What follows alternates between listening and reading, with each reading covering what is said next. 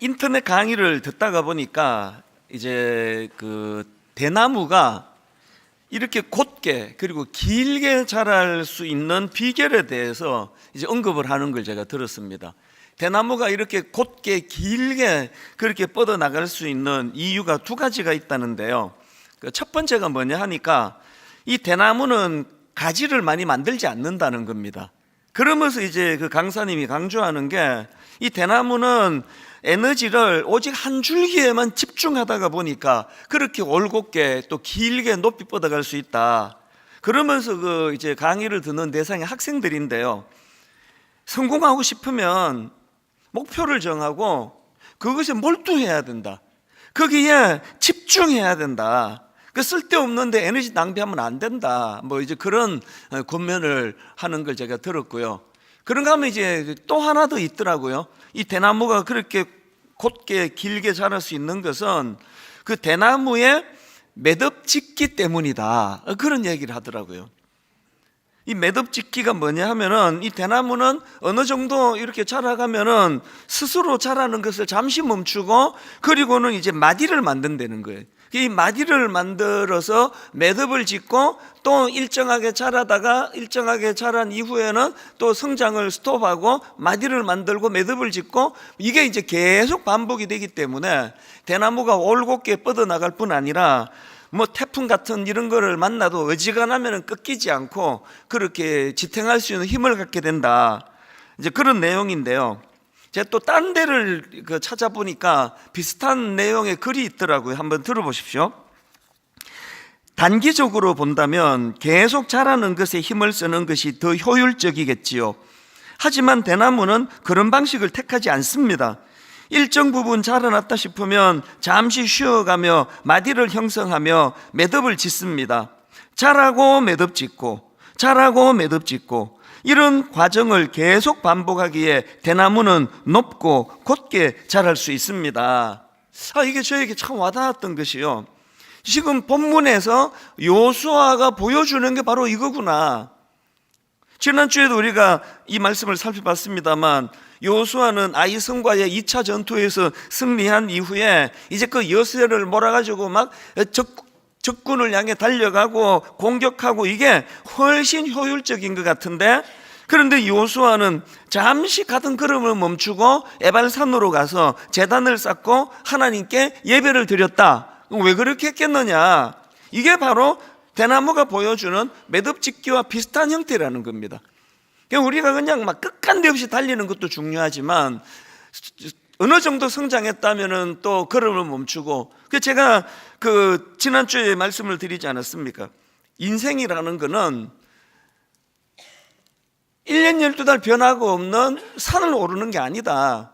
인생이라는 거는 변화무쌍해서 이 사막을 횡단하는 거랑 좀 비슷하다. 그래서 금방 이 지도에 이 길이 있었는데 바람 한번 휙 불면은 모래가 그냥 뒤엎어가지고 도로가 없어져 버리고 뭐 이런 게 인생이기 때문에 인생은 항상 이제 이 사막과 같은 그 가변적인 그리고 변화무쌍한 그 길을 사막을 횡단하는 것과 같다. 뭐 이런 내용을 이제 지난주 제가 말씀을 드렸는데요. 그래서 이제 오늘 본문에서 제가 한 번 더 이 본문을 살펴보면서 이 요수아에게 배워야 되는 것, 그리고 대나무에게서 배워야 되는 이 원리들, 이 매듭짓기, 이런 관점을 가지고 오늘 본문을 쭉 살펴봤는데요. 그래서 이제 우리가 늘 삶의 활력을 되찾고 항상 이제 기본을 잘 지켜나가는 인생이 되기 위해서 제가 두 가지 제안을 드리고 싶습니다. 두 가지 제안 중에 첫 번째가 뭐냐 하니까 우리가 매주일 예배를 드리지 않습니까? 우리가 드리는 이 예배를 매듭짓기로 활용하자는 겁니다. 예배를 통한 매듭짓기. 그래서 제가 예배를 통한 여기에다가 이제 강조점을 두고 이제 화면으로 그 자막을 띄워 드렸는데요. 여러분, 지금 우리가 함께 드리는 이 예배가 지난 한 주간 열심히 달려오시고 정신없이 분주하게 사신 여러분이 잠깐 걸음을 멈추고 이게 지금 매듭을 짓는 또 한 주간을 정리하는 이 시간을 활용하게 되면 얼마나 좋겠습니까?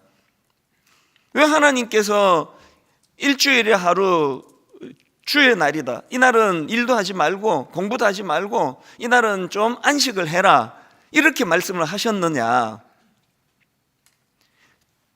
주 7일 365일 막 정신없이 달려가면 속도는 좀 빠를지 모르지만 1년 돌아보고 이 길 아니네? 잘못 왔네? 그거 어떡할 거냐고요. 매 예배 때마다 자기가 가는 길을 점검하고 또 체크하고. 그래서 주일은요, 우리가 쉬는 날이에요. 안식이에요. 그래서 그냥 막 밀린 빨래 왕창 하고 막 일 더 바쁜 거, 글쎄 그 빨래를 해야 되긴 하는데 어떻게 해야 되나요? 그 주일은 밀린 빨래 하는 날이 아니고요, 매듭을 짓는 날이에요. 지난 한 주 내가 어떻게 살아왔나? 내가 그냥 어떤 일을 취하기 위하여 그 누구를 내가 아프게 한 적은 없나? 누구를 내가 속인 적은 없나? 난 이렇게 가는 게 옳은 건가? 이거 점검하는 시간이 돼야 된다는 거죠. 그리고 우리가 하나님 앞에서, 아까 제가 인생은 산을 오르는 것이 아니라 또 그런 가변적인 것을 지나는 게 아니라 사막을 건너는 것이기 때문에 우리는 항상 지도도 필요하지만 진짜 중요한 건 나침판이다. 내가 가는 이 길을 늘 점검받아야 된다. 그렇게 보면은요, 이 예배는 나침판을 점검하는 시간이에요. 이 고장난 건 아닌가? 고장난 거 들고 가면 큰일 나는 거 아니냐고요. 요한복음 4장 23절에도 보면은 아버지께 참으로 예배하는 자들은 신령과 진정으로 예배할 때가 오나니 곧 이때라. 아버지께서는 이렇게 자기에게 예배하는 자들을 찾으시느니라. 우리가 안식을 누리며 주의 날을 왜 예배하는 것으로 지킵니까? 피조물로서 내 위치를 확인하는 시간이에요. 하나님이 내게 모든 걸 가하다고 위임해 주셨지만 나는 이 창조주가 아니다. 나는 내 인생의 주인이 아니다. 그래서 주인이 원하시는 걸 확인하고 점검하고 예배해요. 지난주에 제가 그 고3 제자 소개해 드리지 않았습니까? 강남 8학군에 막 모든 애들이 학원 가기 바빠가지고 막 예배가 막 조금만 늦어도 중간에 막 뛰어가고 막 정신없이 사는데, 아니 이 아이는 집에를 안 가는 거예요. 오후에 또 막 얘가 애들을 막 모아가지고 자기가 막 기타 치면서 찬양도 부르고 예배도 인도하고, 그게 굉장히 인상적이었는데, 결국은 이 아이가 이제 원하는 대학교에 가고 또 대학 재학 중에 뭐 외무고시 합격을 하고 지금도 이제 그런 어떤 외교관의 길을 걸어가고 있는데, 내가 이 학생을 잘 관찰을 해보니까 지금 나이가 이제 49이거든요. 이 친구가 보니까 예배가 매듭 쌓기였더라고요. 그 편지를 최근에 보내왔는데요, 한번 제가 읽어드리겠습니다. 하나님을 인격적으로 만난 건 중학교 때였던 것 같고 고1 때 하나님께 헌신하는 기도를 드렸습니다. 주님 뜻대로 살기로 헌신하면서 주님께서 보내는 곳에 가서 주님 하라고 하시는 일을 하면서 살겠다고 나름 무게를 담은 고백을 올려드렸던 기억이 납니다. 그런 연장선상에서 고등부 제자반도 하고 자연스럽게 친구들과 기도회를 갖게 되면서 많은 은혜를 누리며 성장하는 시간을 가졌습니다. 그러던 중 고3 올라가는 겨울 방학 기간 중에 아버지 사업이 부도가 나면서 집안에 경제적으로 큰 어려움이 찾아왔습니다. 많이 힘들었지만 이내 그 과정이 하나님께서 우리 가정을 개조시키기 위해 예비된 축복의 시간임을 알고 있었습니다. 많은 분들의 기도와 도움을 경험하는 시간이기도 했습니다. 나침판이 돌아가고 있는 거죠. 갑자기 지금 고3이 됐는데 아버지 사업이 막 안 돼가지고 집안이 어렵고 하면요, 나침판이 없는 학생들은 거의 막 휘청휘청거리거든요. 얘는 금방 나침판이 작동이 되는 거예요. 의미 부여를 하는 거죠. 그래서 이제 그 다음 보세요. 고3 기간 내내 매일 아침에 가정 예배를 드리고 등교를 했습니다. 공부하다가 틈만 나면 찬양을 듣고 불렀습니다. 주일날에는 목사님 설교를, 여기에 이찬수 목사님인데 이름을 뺐습니다.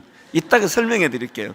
주일날에는 목사님 설교를 제일 앞자리에 앉아서 매번 펑펑 울면서 들었습니다. 항상 두루마리 휴지를 옆에 두고 매번 눈물 콧물을 닦아내었던 기억이 납니다. 오후에는 기도회를 통해 자기가 만든 그 기도회 팀 아닙니까? 마음껏 목청을 높여 찬양하고 기도했습니다. 주일은 말 그대로 하나님의 예배 가운데 깊이 담겨 있다가 나오는 시간이었습니다. 보니까 얘는 중학교 때 주님은 영접하고 고등학교 때부터 예배를 매듭짓기로 활용하는 거예요.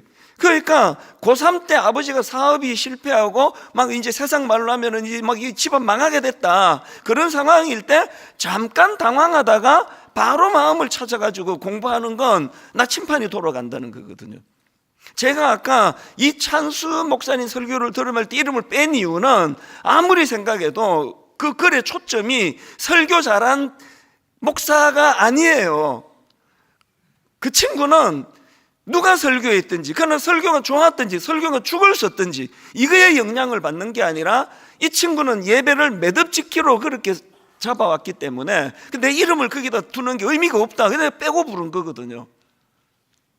오늘 우리 목사 설교 얼마나 잘하나 보자 이렇게 듣는 분들은 지금 이 예배를 나침판으로 쓰고 있지 않습니다.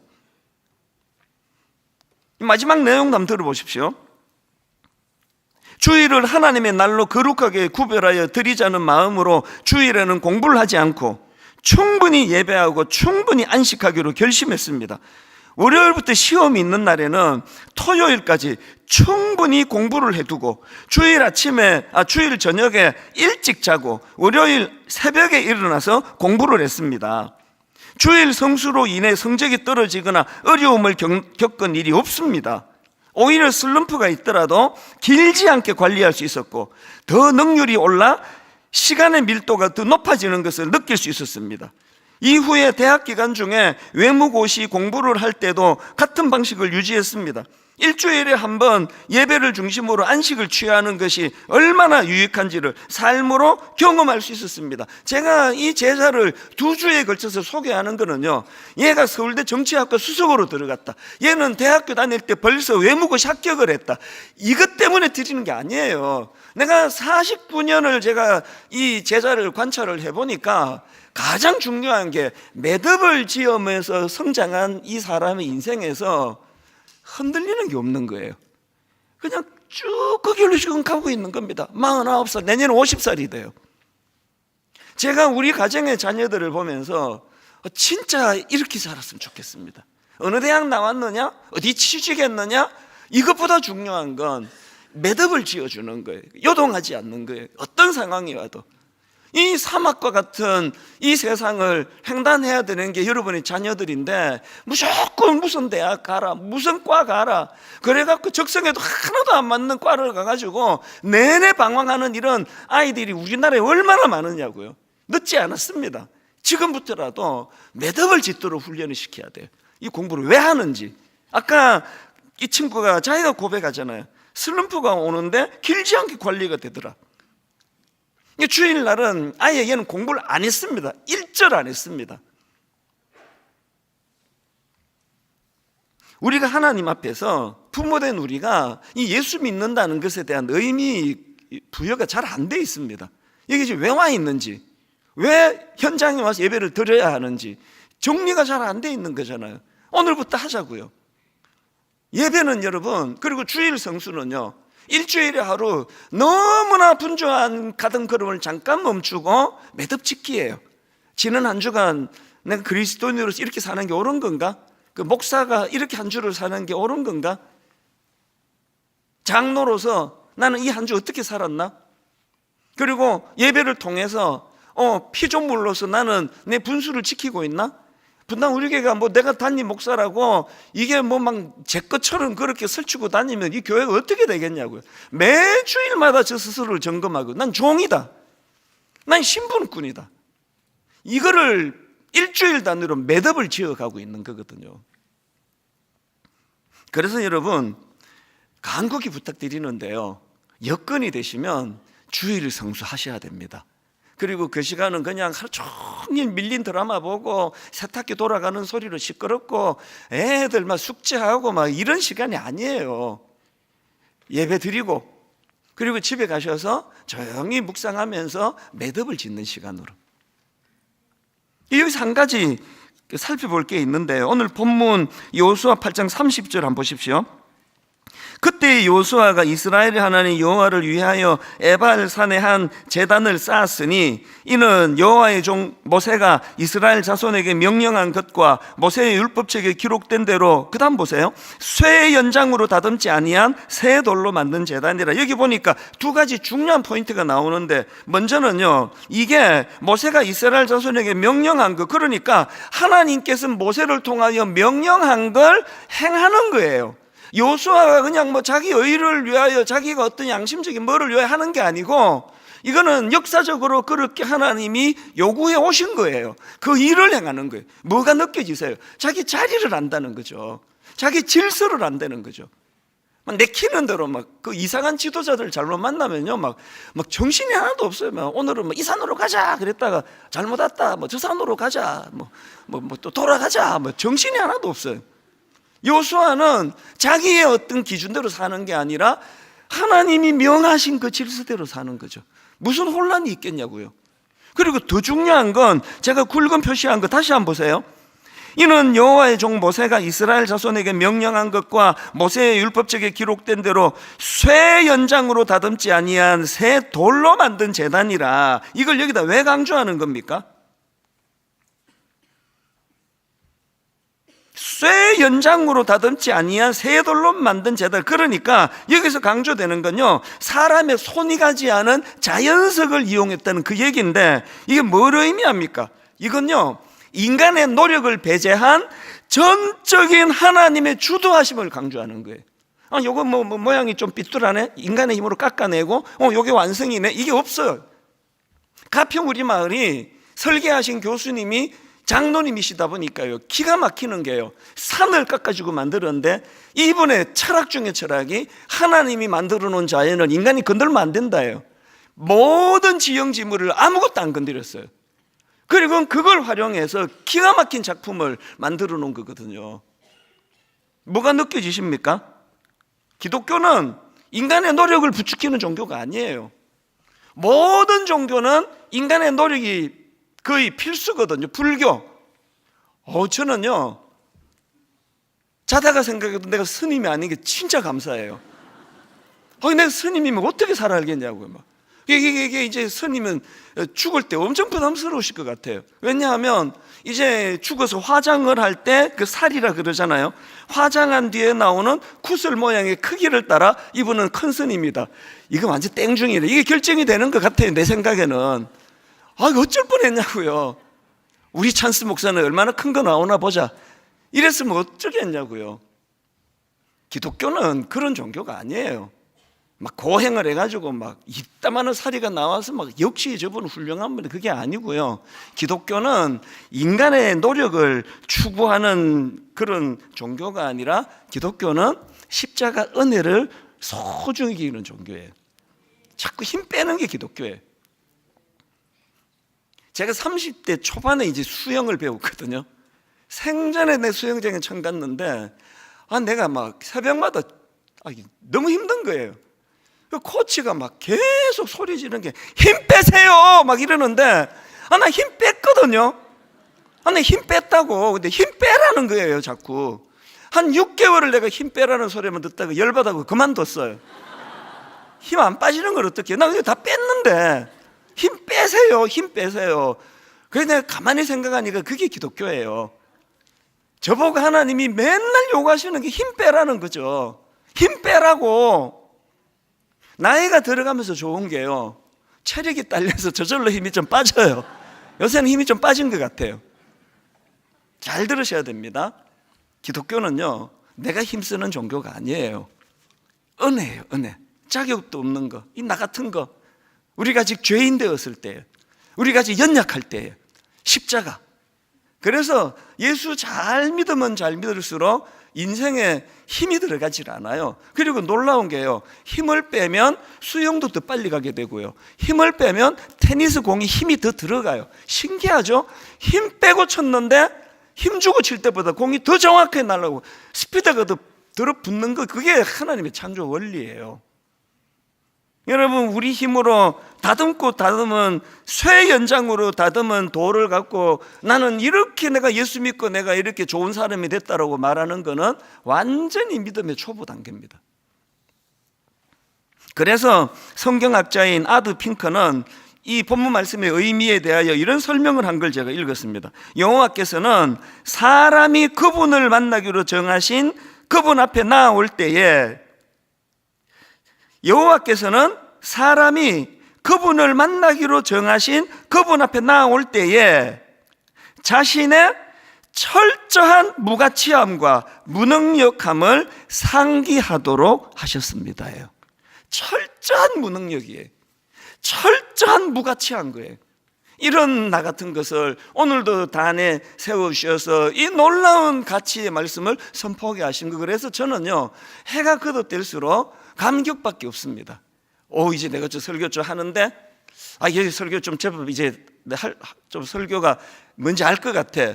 그런 소리는 뭐 인간적으로는 또 뭐 그럴 수 있겠지만요, 익숙해지니까. 그러나 원리는 아니에요. 철저한 무가치함, 철저한 무능력. 이게 매듭짓기를 해가면서 점점 이제 느끼게 되는 거거든요. 그래서 우리가 이 예배를 한 주 단위로 매듭짓기의 도구로 사용하자, 이걸 제가 제안해 드리고 싶고요. 두 번째로 한 가지 더 제안을 드리고 싶은 게 뭐냐, 공동체를 통한 치유를 사모하자는 거예요. 공동체를 통한 치유. 자, 오늘 본문 33절 34절입니다. 온 이스라엘과 그 장로들과 관리들과 제사장들과 본토인뿐 아니라 이방인까지 여호와의 언약 궤를 맨 레위 사람 제사장들 앞에서 궤의 좌우에 서되 절반은 그리심산 앞에 절반은 에발산 앞에 섰으니 이는 전에 여호와의 종 모세가 이스라엘 백성에게 축복하라고 명령한 대로 함이라. 그 후에 여호수아가 율법책에 기록된 모든 것대로 축복과 저주하는 율법의 모든 말씀을 낭독하였으니, 여기 지금요 어마어마한 이벤트가 벌어지고 있습니다. 에발산이 있고 계곡이 있고 그 옆에 그리심산이 있는데요, 이스라엘 백성들을 반반으로 나누어서 포진을 시켜요. 그리고 제가 그 자료를 보니까 그리심산과 에발산을 왜 썼을까 여러 가지 이유가 있는데, 거기가 지형적으로 공명이 끝내주게 잘 되는데요. 그래서 그냥 뭐 메아리가 잘 퍼지니까 그 하나님이 원하셨던 그 말씀을 선포할 때 그것들이 이제 백성들에게 다 이제 스며들어 전달이 되고, 그리고 이제 중요한 게 뭐냐면은 그렇게 저주와 축복의 말씀을 선포하는 그 일이 신명기 27장에서 모세가 명령한 것인데요, 신명기 27장에도 보면은 백성들을 그리심산과 에발산으로 분산해서 세워놓고 각각 저주와 축복의 메시지를 선포하고는 뭘 요구하느냐, 하나하나가 선포될 때마다 모든 백성들이 아멘, 아멘, 아멘 이거를 이제 선포하라는 거예요. 예를 들면 이런 겁니다. 신명기 27장 16절. 그의 부모를 경홀히 여기는 자는 저주를 받을 것이라 할 것이요 모든 백성은 아멘 할지니라. 18절. 맹인에게 길을 잃게 하는 자는 저주를 받을 것이라 할 것이요 모든 백성은 아멘 할 것이라. 시간이 없어 다 못 읽는데 막 엄청 많아요. 이거를 저는요 지난 2주 동안에 막 계속 상상을 하면서 운전을 하면서도 막 마음이 너무 전율이 느껴지는 거예요. 한번 상상해 보세요.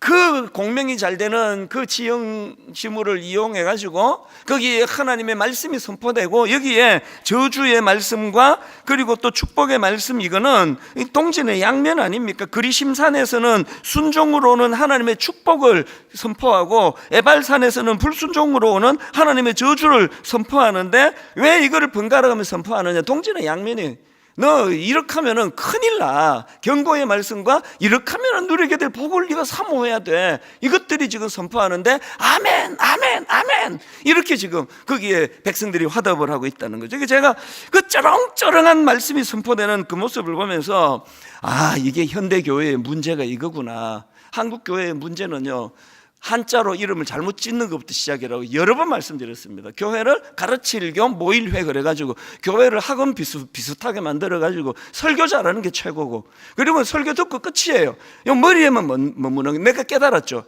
분당 우리교회 회복되는 게 퍼포먼스라는 거예요. 이벤트가 필요해요. 예배 딸랑 들고 뭐 그냥 집에 가고 뭐. 그리고 또 지금 어쩔 수 없어서 지금 유튜브를 통해서 가정에서 예배를 드리시는 분 하나는 이해하세요. 그러나 얼마든지 성의를 내서 오실 수 있는데 지금 집에서 예배 드리시는 건 뭘 모르고 계시는지 아세요? 예배를 그냥 한번 때우신 거예요. 퍼포먼스가 필요하다니까요. 자, 이게 뭔지 설명을 드릴게요. 제가 이 웅장한 장면에 막 말씀이 선포되고 아멘 아멘 그 화답하는 모습을 상상하는데 구약에 엘리야가 딱 떠오르는 겁니다. 그것도 막 엄청 지금 우울증에 빠져있던 엘리야. 그게 열왕기상 19장 4절입니다. 엘리야를 보세요. 자기 자신은 광야로 들어가 하룻길쯤 가서 한 로뎀나무 아래에 앉아서 자기가 죽기를 원하여 이르되 여호와여 넉넉하오니 지금 내 생명을 거두시옵소서. 나는 내 조상들보다 낫지 못하나이다. 이거 완전 중증 우울증이에요. 이게 자살 충동을 느낄 정도면 굉장히 심각한 상태예요. 아니 엘리야가 어쩌다 이렇게 우울증에 빠져버렸나? 그 이유 원인을 10절에서 알 수 있습니다. 그가 이렇게 말해요. 그가 대답하되 내가 만군의 하나님 여호와께 열심히 유별하오니 이는 이스라엘 자손이 주의 언약을 버리고 주의 제단을 헐며 칼로 주의 선지자들을 죽였음이오며 오직 나만 남았거늘 그들이 내 생명을 찾아 빼앗으려 하나이다. 엘리야를 위축시킨 건 외로움이에요. 남은 홀로 남은 것 같다. 그래서 하나님이 내려주신 처방이 18절입니다. 하나님 이렇게 말씀하세요. 그러나 내가 이스라엘 가운데에 7,000명을 남기리니 다 바알에게 무릎 꿇지 아니하고 다 바알에게 입맞추지 아니한 자니라. 왜 예배는 현장에서 드려야 되는지 아십니까? 온 세상이 이제 돌아섰다. 이제 하나님 끝이다. 망했다. 안 그렇습니다. 지금 한번 보세요. 똑같이 남겨진 7,000명 수많은 믿음의 성도들이 함께 찬양하고 마음이 막 뜨거워지고 우리 이동선 전사님 막 찬양 인도를 얼마나 잘합니까? 막 부러워 죽겠어요. 막 얼마나 저렇게 찬양 연사를 가지고 막 아주 이제 막 자유자재로 막 찬양을 하고 반주는 또 얼마나 잘하고 막 모든 분들이 뜨거워. 이걸 TV 켜놓고 이게 되느냐고요. 제가 이 설교를 준비하는데요, 신문 기사 중에 이런 타이틀의 기사가 있습니다. 제목이 이래요. 외로움, 시대의 병, 연결을 복원하라. 10억 명 이상이 매우 외롭다. WHO 긴급한 위협. 뭐 제목만 딱 봐도 이게 무슨 상황인지 아시겠잖아요. 이제 우리나라는 말할 것도 없고 지금 온 세계가 지금 이 외로움이라는 심각한 문제에 지금 직면해 있다는 거예요. 그리고 이거를 어느 심리학자들이 모이는 게 아니라 왜 세계보건기구 WHO가 이 문제를 지금 다루고 있느냐? 지금 이 문제는요, 이 외로움의 문제는 세계보건, 그러니까 인류 건강을 위협하는, 이게 질병이래요. 질병. 그 기사에서 제가 참 마음이 아픈 걸 봤는데요, 이 외로움은요 얼마나 해로운가 하면 담배를 매일 15개비씩 피우는 것만큼 건강에 치명적이래요. 저같이 평생에 담배를 펴본 적이 없는 사람도 이걸 그냥 방치하면 안 되는 거죠. 제가 외로우면요 하루에 담배를 15개비를 피우는 거랑 같은 효과가 난다는, 이만큼 이게 무슨 질병이에요. 제가 그 기사에서 더 마음이 아팠던 게요, 이 외로움은 어떤 특정 연령층에 국한되지 않는다는 거예요. 우리 생각엔 할아버지 할머니가 더 외로우신 것 같은데 아니더라고요. 젊은이가 더 외로움을 타요. 모든 연령이 지금 이거로부터 자유하지를 못합니다. 어떡할 거냐고요. 이게 오늘 우리 현실이라면 교회가 내년에, 이제 저는 2학기 들어와서 꿈을 꾸면서 지금 준비하고 있는 게 있습니다. 이제 마지막 3주 뒤에 제가 내년에 대한 목양을 이제 다 발표할 건데요, 가장 내가 지금 마음을 쓰고 있는 거가 하나 있는데, 이제 우리 교회는 두 날개의 균형이 이루어지기를 원하면 개척 초기부터 해왔던 거예요. 큰 날개가 살아야 되고요, 작은 날개가 살아야 돼요. 큰 날개는 뭐죠? 아까 제가 말씀드렸잖아요. 우리가 어릴 때는요 이 주일 예배를 대예배라 그랬습니다. 왜 대예배인가 하면 가장 많은 사람이 모여서 드린다고.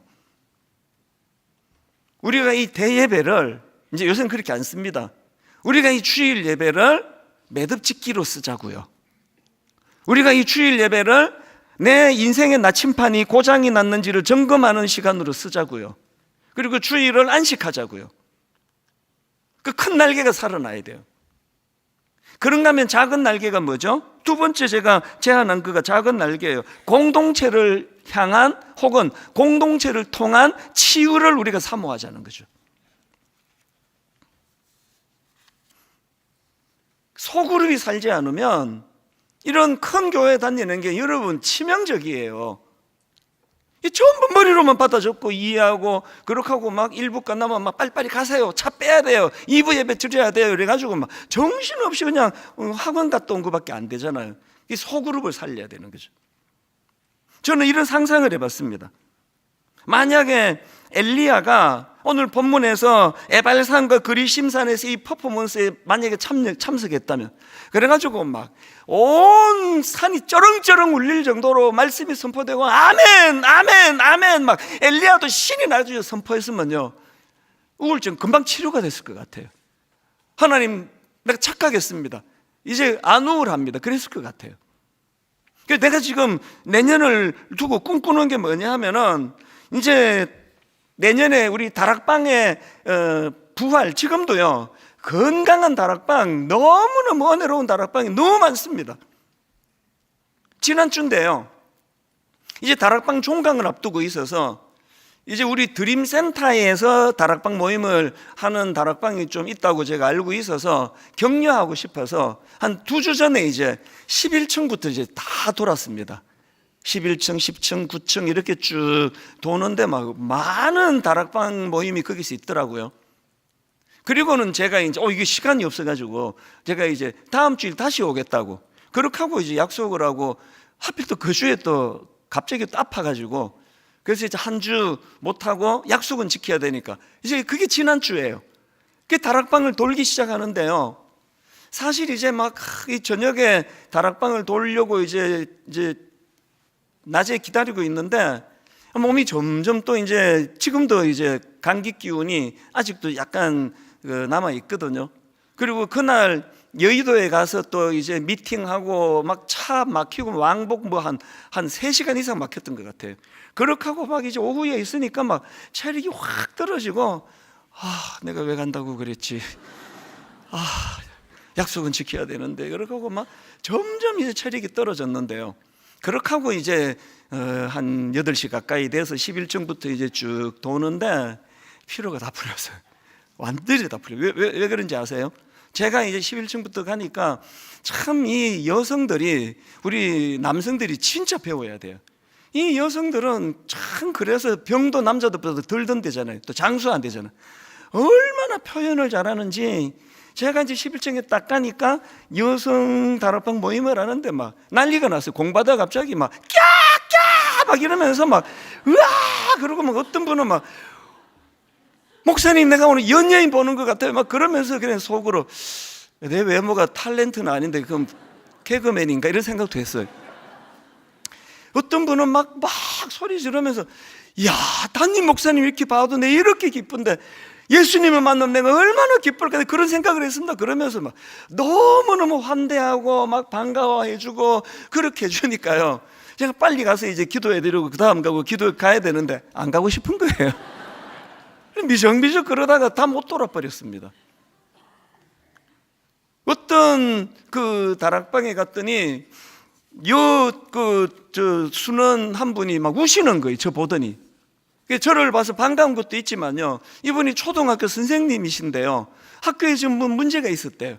마음이 우울하고 마음이 힘든데 하나님이 이 마음을 아시고 우리 담임 목사님을 보내주시오 이렇게 하시는 거예요. 막 눈물을 막 줄줄 우시는 거예요.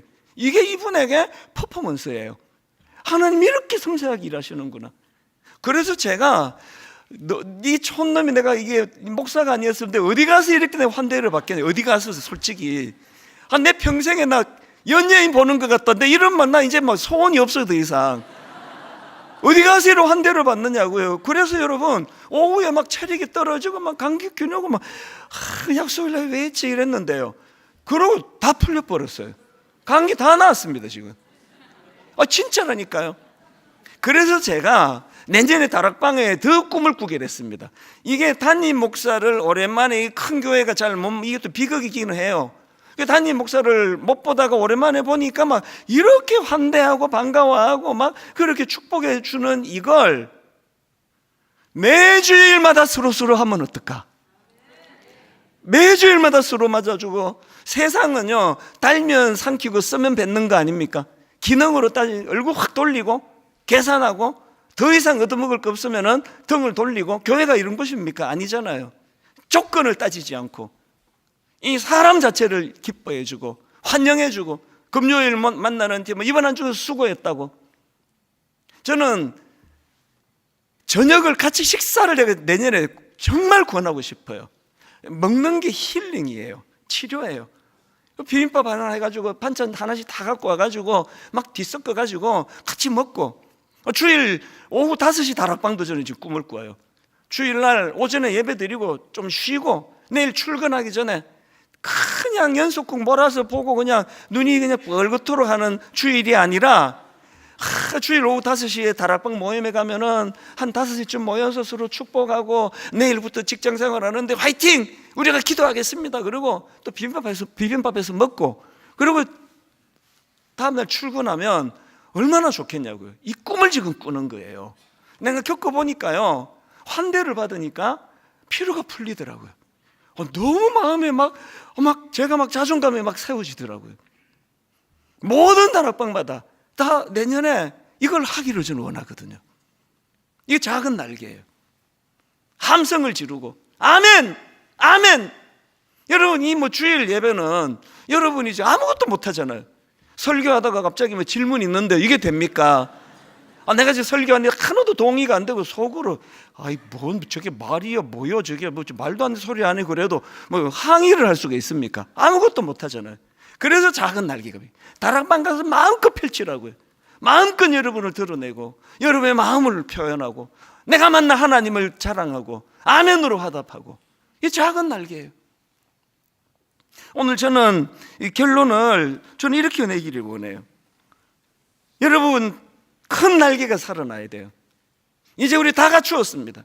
저렇게 은혜로운 예배 인도자가 찬양을 인도하고 얼마나 정성을 다한 성도들이 예배를 드립니까? 그리고 일주일에 한 번 참 피곤하고 지치는, 난 이게 소모품인가? 회사에서 난 뭐지? 이런 상한 마음이 들 때마다 우리를 그렇게 대하지 않는 그 존재로 우리를 기뻐해주고. 내가 계속 강조하지만 제가 만약에 목사가 아니라면 제 이 평범한 제가 어디 가서 제가 그렇게 환대를 받겠냐고요. 우리 기독교는 자기를 드러내는 종교가 아니에요. 은혜예요, 은혜. 그 은혜로 내가 자존감이 이렇게 높아지고, 이게 교회거든요. 저는 큰 날개, 예배를 통해 매듭을 짓고 예배를 통해 인생의 나침판을 점검하고, 작은 날개 서로 축복하고 아멘으로 화답하고, 엘리야 같은 우울한 사람들이 그곳에 와서 서로 확인을 하고. 오늘 설교는요, 또 이 찬양으로 매듭을 짓기 원하는데요. 우리 주는 위대하며 능력이 많으시도다. 예배는 뭐냐? 상한 자들 고치시며 상처를 싸매시도다. 이 예배예요. 그가 구름으로 하늘을 덮으시고 땅을 위하여 비 준비하시니. 이게 구약에 있는 말씀이더라고요. 제가 이 말씀이 너무 좋아서 이것 갖고 내가 설교를 해야 되겠다 그 생각이 들어요. 드라이하고 한 주 동안 심령이 너무 메마르고 고갈되는데 비 준비하신 하나님, 회복을 시키신 하나님. 우리 가사를 생각하시면서 이 찬양을 같이 한번. 여러분, 예배는 역동이에요. 마음을 거기다가 한번 담고 한번 이 찬양 같이 불러보기 원합니다. 우리 주는 위대하며, 우리 주는 위대하며 한번 선포해 보세요. 능력이 많으시도다. 그의 지혜 무궁하며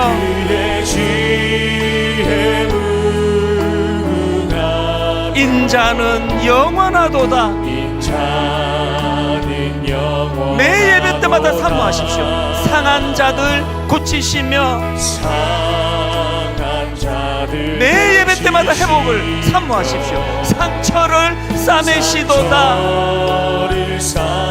우리 하나님의 능력, 별들의 수를 세시며 별들의 수를 세시며 이름을 붙이셨도다.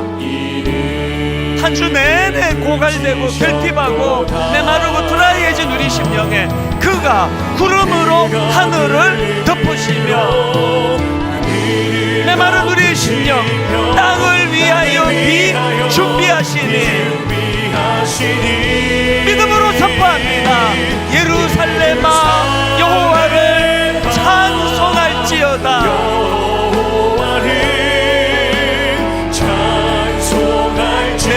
하나님은 감사함으로 그 앞에 나가며 주 임재 앞에 경배해. 우리 주는 위대하며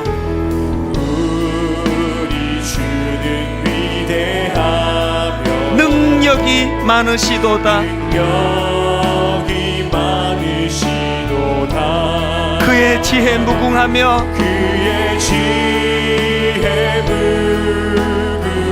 인자는 영원하도다. 여러분 사막 같은 삭막한 한 주간 보내면서 마음이 많이 지치셨어요. 상한 자들 고치시며 이게 예배입니다. 상처를 싸매시도다. 별들의 수를 세시며 이름을 붙이셨도다. 메마르고 건조한 이 땅을 한 주 내내 살아왔던 우리 그 하나님, 그가 구름으로 하늘을 덮으시며 땅을 위하여 비 준비하시니 예루살렘아 여호와를 찬송할지어다. 내 하나님은 감사함으로 그 앞에 나가며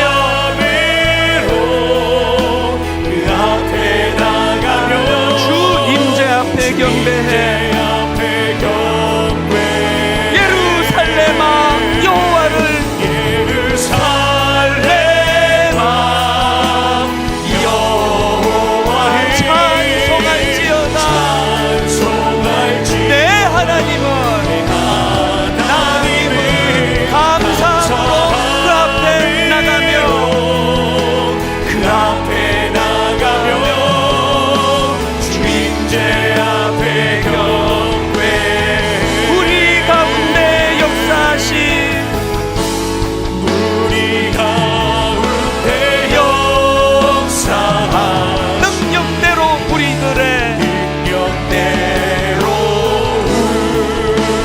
간구함을 넘치도록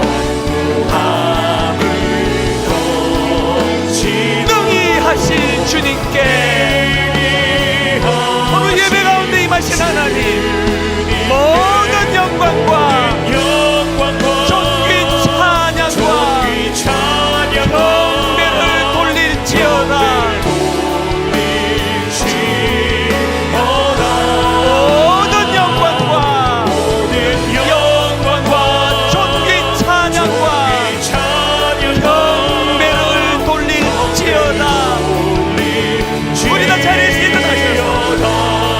우리 가운데 역사하신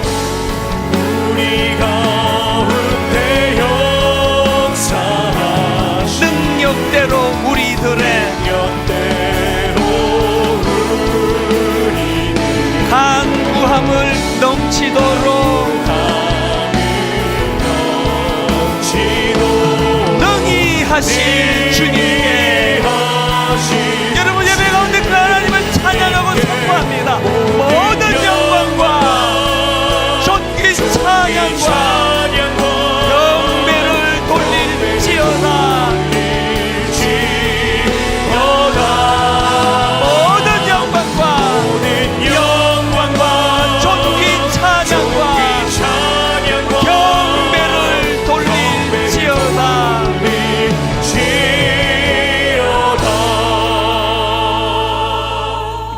예배는 큰 날개 예배가 살아야 돼요. 예배는 내 인생의 매듭짓기예요. 내가 지금 잘 가고 있나? 내가 한 이 모든 열심이 이게 하나님 옳은 건가? 예배는 나침판을 점검하는 시간. 이 고장나면 큰일 나잖아요. 내 제자 49살이에요 제가 19살 때 그 친구를 만나갖고 지금까지 보면서 정확한 나침판을 가지고, 하나님의 나침판을 가지고 인생에 혼미함이 없습니다. 그런가 하면 작은 날개가 살아야 돼요. 외로움, 이게 지금 현대인들의 전 세계적인 문제라 그래요. 질병이에요. 교회가 이걸 해결해 줄 수 있다고 봅니다.